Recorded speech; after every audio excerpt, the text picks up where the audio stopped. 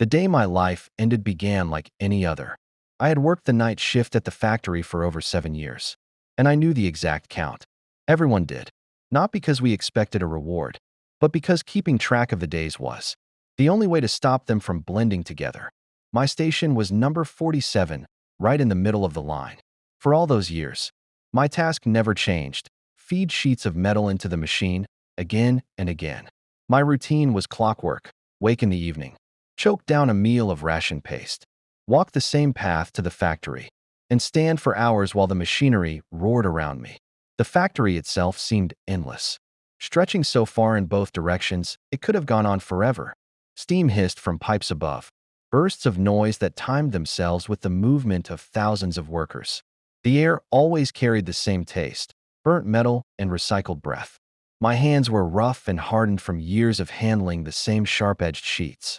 My back had curved slightly from leaning at the same angle every day.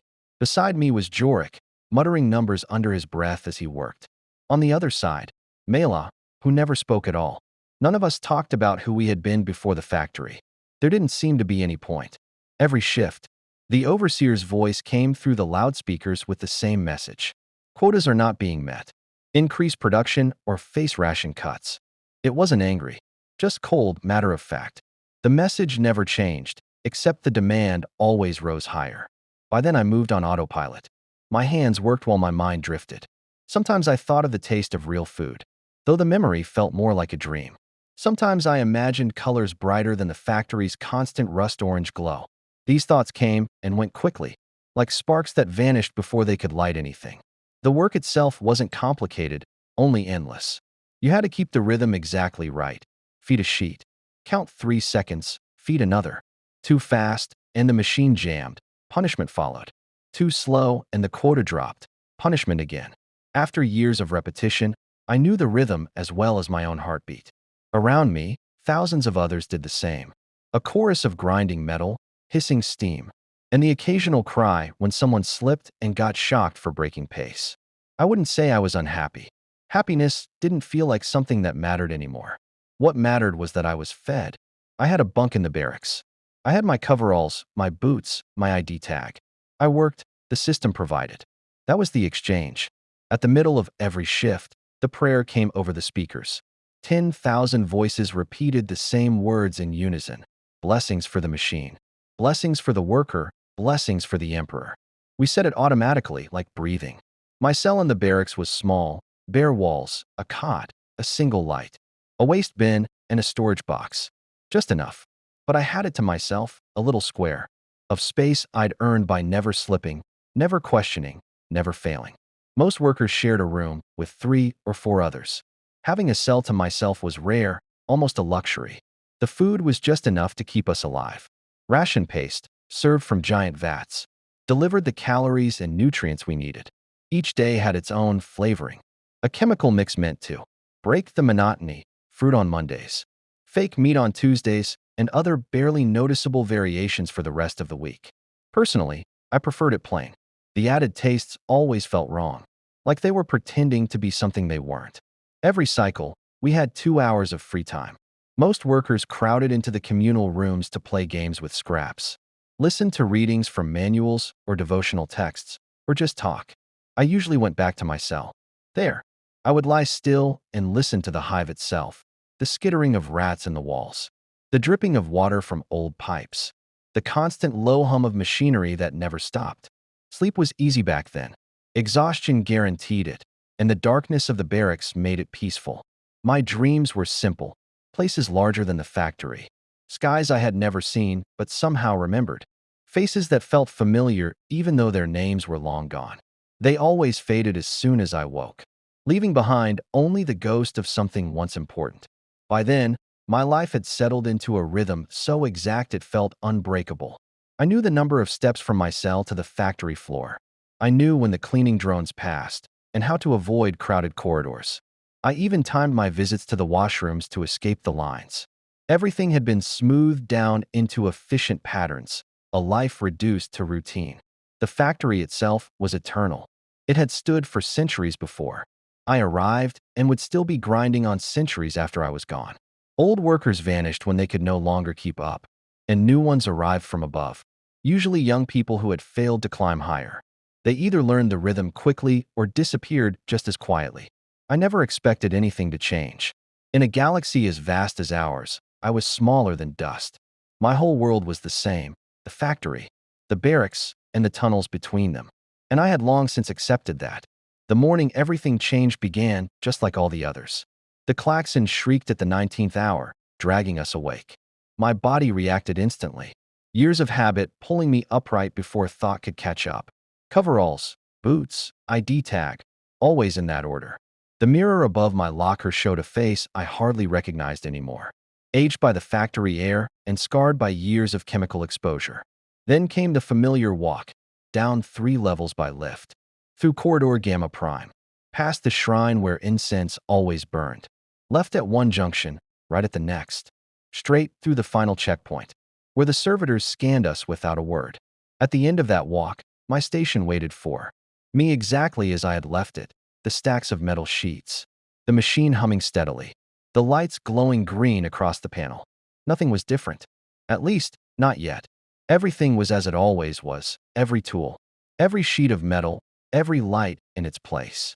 Another cycle, another day of service.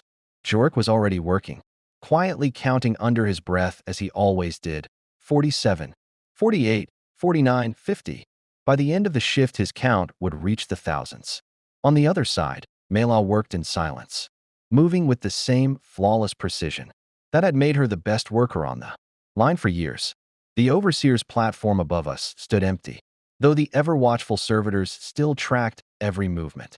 The first hour passed as expected. Feed the machine, pause, feed again. The rhythm matched my heartbeat, blurring the sense of time. Steam hissed above, the generator groaned, and the dull ache in my back told me the day was settling into its usual pattern. Then came the break in routine.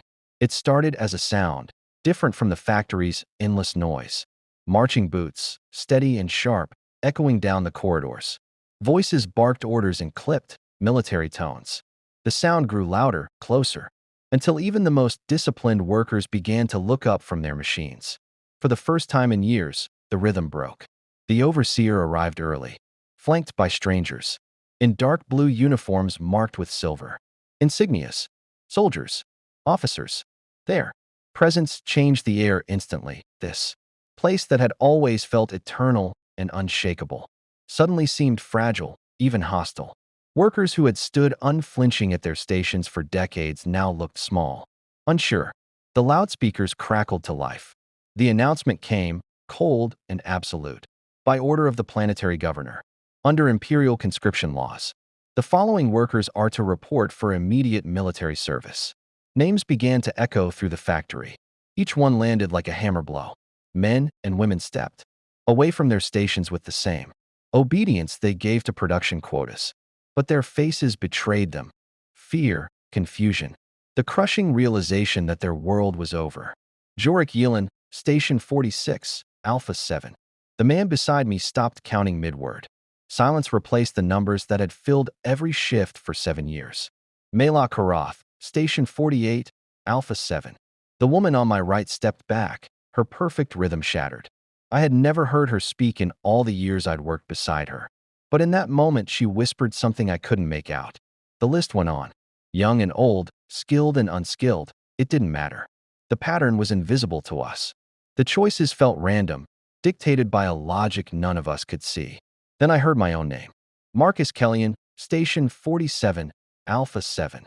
For 7 years, 3 months, and 16 days, I had been invisible, just another cog in the machine. Now, suddenly, I was seen. The machine in front of me felt like it belonged to someone else. The sheet of metal in my hands became part of a life I no longer owned. I stepped away. The motion felt unnatural, as though I was breaking some law deeper than the overseer's rules. For years I had stood at this exact spot, repeating the same cycle without question. Now I was walking away, and soon someone else would take my place. The thought was too heavy to process. We were led through unfamiliar corridors, away from the factory floor. Past offices where clerks moved papers and records with the same cold efficiency we had shown on the line. The walls here were painted green instead of the factory's endless orange. And the air smelled different: chemicals, ink, and fear. The processing station was a wide chamber filled with metal tables, scanning devices, and machinery I didn't recognize. The officers moved among the tables with a cold, professional efficiency, turning people into data points. Height, weight, basic, health, literacy, mechanical skill, everything recorded like an inventory sheet. I was sent to table 17, where a woman in a dark blue uniform waited. Her name tag read, Sergeant Major Vex. Her face looked like stone worn by wind, the kind of look that comes from doing the same grim job thousands of times. She didn't bother looking at me as she spoke, just read from her data slate, asking questions in a flat, commanding tone. Full name, Marcus Kellyan. Age. I hesitated. In the factory, we measured life by shifts and quotas, not years. 28. Previous military service. None. Special skills. Factory work. Pattern generator operation. She typed each answer without reaction, occasionally glancing up at me like she was checking a piece of equipment. The questions went on. Family status, none. Education, basic. Health, good.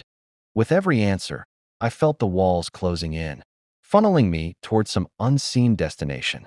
Then came the medical scan. A servitor rolled up, bristling with instruments, and ran tests I didn't understand, stimuli, reflexes, internal measurements. It was as impersonal as everything else in the Imperium, stripping us down to components to be sorted and used.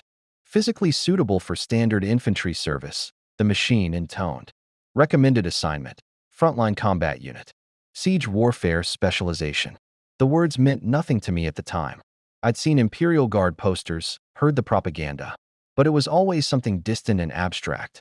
Another world entirely from the factory floor. The tests kept coming, reaction drills. Simple knowledge checks, each conducted with the same bored precision. Around me, other workers were being processed. Some were marked for support roles, a few for technical training. A lucky handful were rejected entirely for health reasons and sent back to their stations with obvious relief. Most of us, though, were funneled into the same great machine of war.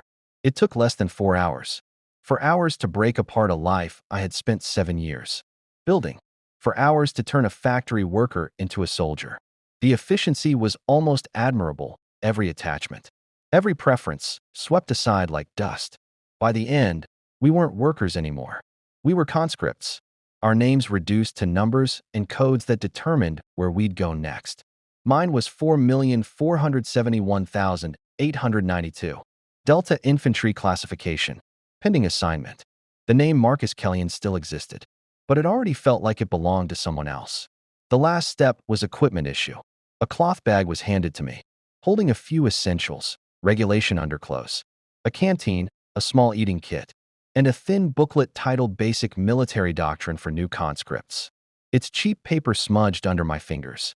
Inside were diagrams of how to stand, how to salute, and the barest outline of orders and hierarchy. We were also given new identification tags, heavier than the worker badges, stamped with our numbers instead of our names. When I put mine on, it hung like a weight around my neck, a physical reminder that my old life had been officially erased. The officer in charge of this last step, a captain whose name I never caught, stood before us and gave his speech, with the dull precision of someone who'd repeated it thousands of times. "You are now property of the Imperial Guard," he said. Our old lives were declared finished. Service began immediately. We were told we'd be sent to Training Facility Gamma for combat instruction, and afterwards placed wherever the war machine needed us. No questions, no explanations, just orders. The announcement took less than 2 minutes. In that short time, everything I knew of life was stripped away, replaced by obligations I barely understood. 53 of us stood in formation, no longer workers, now simply resources awaiting deployment. The transport arrived within the hour. It wasn't built for comfort, only efficiency, an armored carrier, with steel benches along the sides and no windows. The engine roared so loudly that conversation was nearly impossible, which seemed intentional. Soldiers weren't meant to bond, only to obey. I sat near the front between a younger man who had once worked in atmospheric systems, and an older woman with scarred hands that spoke of years, handling dangerous machinery.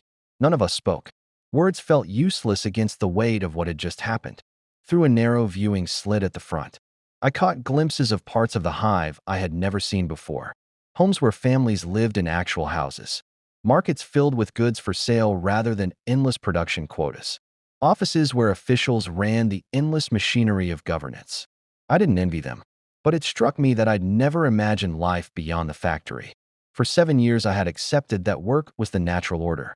Now, seeing alternatives, that acceptance felt like blindness. The journey took 6 hours. We passed through endless checkpoints as we climbed higher through the hive.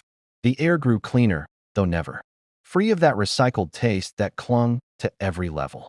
At last, we arrived at Training Facility Gamma. The compound sat on the hive's outer skin, a cluster of squat buildings surrounded by high walls crowned with razor wire. Watchtowers overlooked everything. It was a place designed not for comfort, but control. Processing began immediately. We were stripped, scrubbed down, and issued uniforms. The fatigues were rough, dyed military green, and the boots pinched with every step. Equipment belts hung awkwardly on bodies that still carried the posture of factory laborers. Our few personal belongings were taken for safekeeping until our service ended. The gesture felt more like mockery than kindness. My prayer book, a few faded photographs, and my father's old pocket timepiece vanished into a storage locker marked with my new conscript number. The barracks housed 60 conscripts in 3 rows of bunks. It was bigger than the cell I'd lived in as a worker, but the crowd made it feel smaller. Privacy was gone. Every sound, every habit, every weakness was on display. My bunk sat in the middle row. Above me slept a man who had once worked in water recycling. Across from me was a woman who had maintained air systems. To my left was a food processor whose knowledge of rations would later prove valuable. We were a cross-section of the hive's workforce, suddenly redirected toward destruction. The first night in the barracks gave me no sleep. The sounds were all wrong. Instead of the factory's endless hum, there were voices, shallow breathing, the rustle of unfamiliar uniforms. The air smelled of too many bodies and the sharp tang of cleaning chemicals. Safety lights and the occasional sweep of a patrol's searchlight cut through the darkness. Even the night felt like it belonged to someone else. I lay on the thin mattress and tried to make sense of what had happened. 18 hours earlier, I had a job, a predictable routine, and a future that, if narrow, was at least known. Now, I was a conscript being prepared for work whose purpose was killing and dying. The change was sudden and absolute, but the coarse canvas of the issued blanket pressed against my skin proved it real. Around me, people coped in different ways. Some wept quietly, grieving the familiar rhythms they'd lost. Others lay stone still, conserving whatever energy they could for the trials to come. A few whispered about homes and families, forming fragile connections that the system would soon try to stamp out. Fear was everywhere, of the training ahead, of unknown battle assignments, of dying for an authority that had only just noticed us. Sleep eventually came because my body surrendered to exhaustion, not because my mind found peace. The dreams that followed were chaotic mixes of factory, routine, and military images borrowed from propaganda. I stood at my station feeding strange cartridges into unfamiliar guns, marched down halls that replaced conveyor belts with battlements, shifted between coveralls and fatigues without warning. Dawn returned with a harsher klaxon than the factory used. People roused with varying degrees of readiness. Some were up instantly, others needed prodding. The barracks became a chorus of activity as 59 men and women dressed, washed, and prepared in cramped communal facilities. Cold water, abrasive soap, and metal mirrors that twisted our reflections into unfamiliar faces made everyone feel, for a moment, like strangers to themselves. Breakfast was a silent affair in a large mess hall. The food matched factory rations in substance, but wore a different tone here. Served on metal trays by kitchen staff who moved with military precision. Protein paste, carbohydrate wafers, vitamin tablets, and a bitter stimulant. Familiar tastes in an alien setting. Conversation was discouraged. Sergeants watched closely for any sign that we were forming bonds that might interfere with discipline. The unspoken rule was clear. Personal ties would get in the way of making soldiers. Soon after we finished, training staff appeared, 3 sergeants and a lieutenant, all seasoned and efficient. Their uniforms were well kept, their gear worn in the ways of people who had seen far more than classrooms could teach. Lieutenant Herrick addressed us with the same blunt clarity we'd become used to at processing. Basic combat training starts now, he said. It would last 6 weeks. It would teach us to obey without question, to handle weapons, to endure and survive where others failed.